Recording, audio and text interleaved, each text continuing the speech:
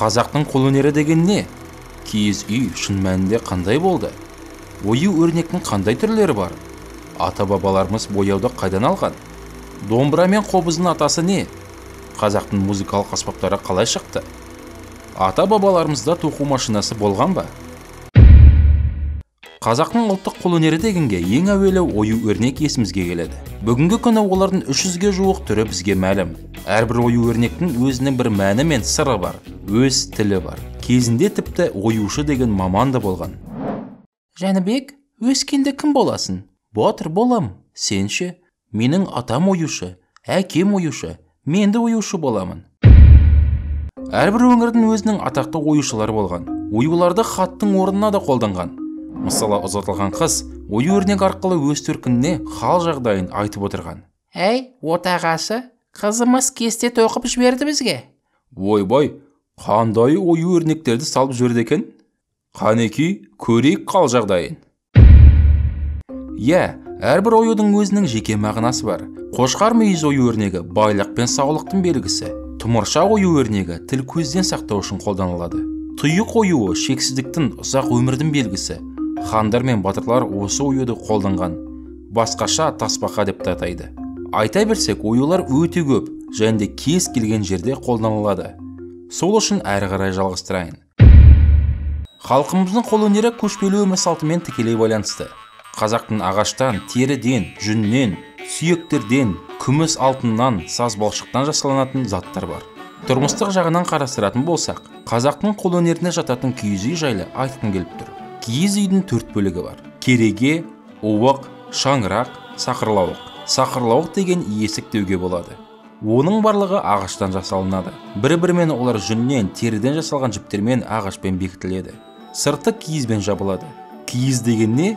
Киіз қойдың жүнінен жасалынады. Киізді жасауда киіз басу дейді. Сонымен қоса киізден басқа да заттар жасалынады. Мысалы, киіздің үстіне ою салып, текеме жасайды.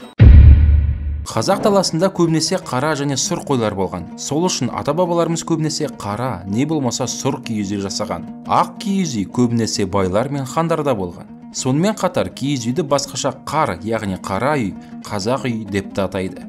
Қазақ үйдің ішінде қолөнер бұйымдары баршылық. Олар текемет, сырмақ, бөстек, көрпе, ыдыс-аяқ сақтауға арналған асадал, киім-кешек пен басқа заттарды сақтауға арналған сандық, тамақ сақтауға арналған кебеже, киім ілуге арналған адалбақан және тағы басқа қазақ қолөнерінің бұйымдары. Ал қазақтарда тоқу машинасы болды ма деп ойлайсыздар ма? Әрине, оның аты өрмек. Өрмек арқылы көптеген нәрселерді жасауға болады.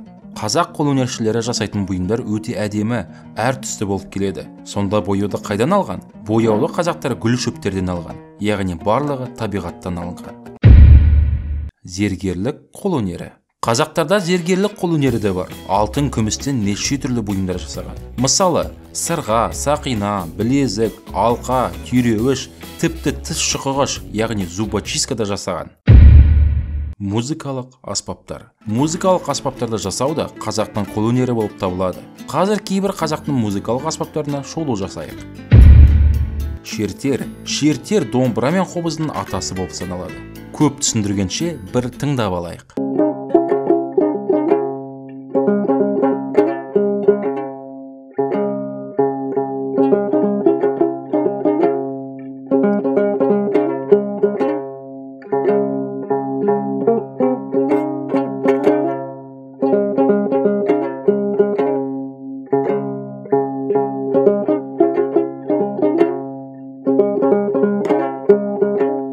Шертерді ағашты ойып жасайды, дәл қобызды секілді. Сыртын термен қаптайды. Шертерді домбыра секілді шертіп ойнайды. Домбыраны бәріміз білетін шығармыз. Бір дауысын естіп алайық.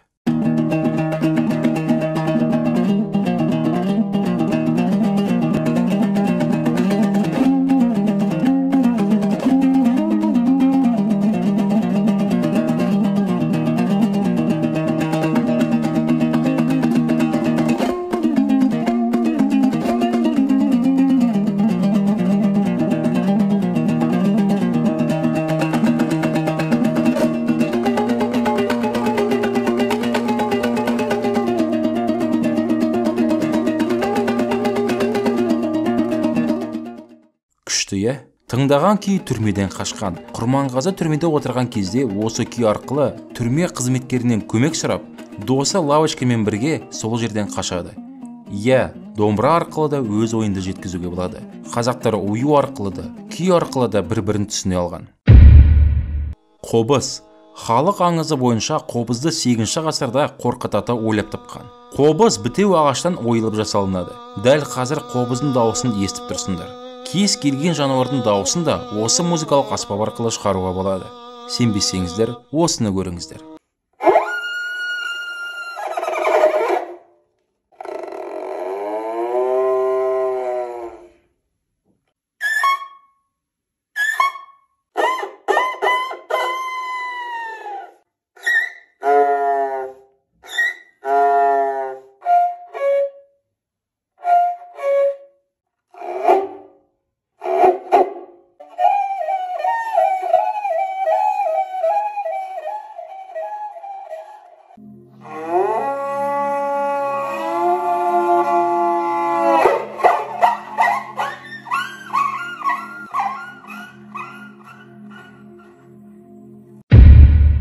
Адырна ағаштан және теріден жасалынатын музыкалық аспап. Шектері жануарлардың шегінен жасаған. Адырнаны да естіп көрейік.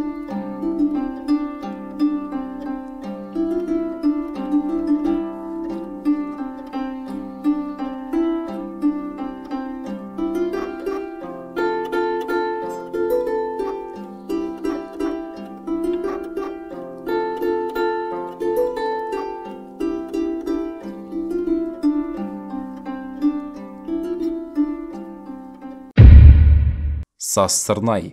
Ағаштан да емес, теріден де емес, саздан жасалынатын үрмелі музыкалық аспап. Тарихы бойынша басында балаларға ойыншық ретінде берілген. Кейін қазақтың музыкалық аспаптарының бірі болып шықты. Ал енді дауысын тыңдайық.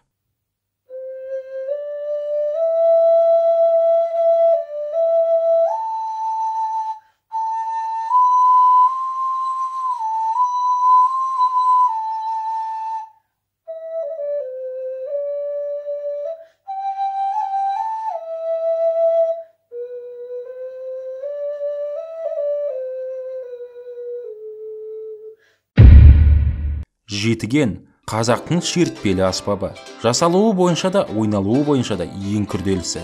Ағаш, асық және аттың қылынан жасалынған. Қазіргі кезде асық пен аттың қылыны заманауи заттармен алмастырған. Ал енді дауысын тыңдайық.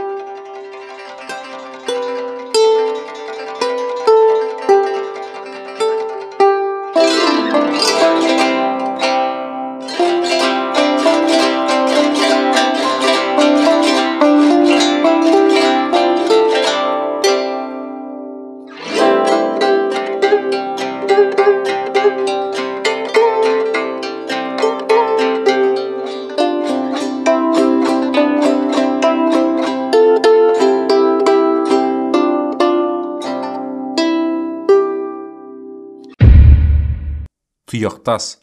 Қазақтар жылқыны тек көлік ретінде ғана емес, тағам ретінде ғана емес, сонымен қатар музыкалық аспап ретінде де қолданған. Жаңа сойылған жылқының тұяқтарынан тұяқтас атты музыкалық аспапты жасайды. Тағы да қазақтардың қолөнершілері сыпызғы, сақпан доп, дабыл, даңғыра, дауылпаз және де басқа музыкалық аспаптарды жасайды. Қазақтың қолөнері жайлы айта берсек, бір айда жетпейді. Себебі ата-бабаларымыз барлығын өз қолымен жасаған. Handmade деп осыны айт. Осы бейнені қарап, қазақ қолөнеріне қызығушылық артты деген ойдамыз. Келесі кездескенше.